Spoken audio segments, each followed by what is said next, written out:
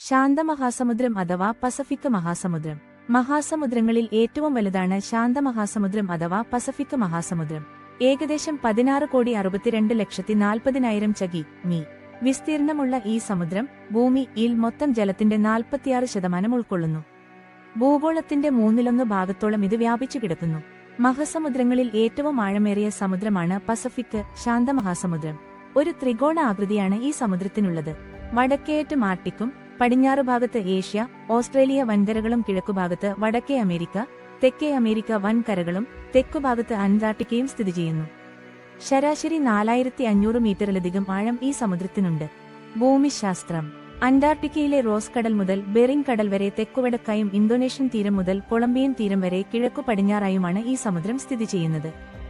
ധാരാളം ഗർത്തങ്ങളും കിടങ്ങുകളും ഉൾക്കൊള്ളുന്ന പസഫിക്കാണ് ഭൂമിയിലെ ഏറ്റവും ആഴം കൂടിയ പ്രദേശമായ ചലഞ്ചർ ഡീപ്പ് സ്ഥിതി ചെയ്യുന്നത്.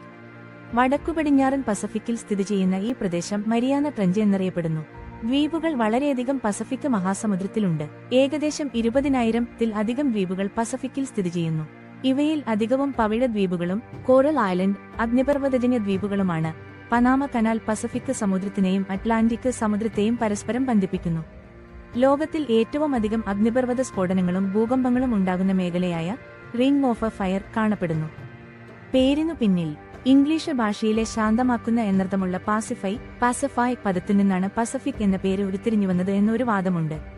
മറ്റൊരു വാദം പോർച്ചുഗീസ് സമുദ്ര പര്യവേഷകനും നാവികനുമായിരുന്ന ഫെർഡിനാൻഡ് മഗല്ലനാണ് ആ പേര് നൽകിയത് എന്നാണ്. ശാന്തസമുദ്രം എന്നർത്ഥം വരുന്ന മാരെ പസഫിക്കും മേ പസഫിക്കും എന്ന ലത്തീൻ വാക്കിൽ നിന്നാണ് പസഫിക് സമുദ്രം എന്ന പേരുണ്ടാക്കിയതത്രേ.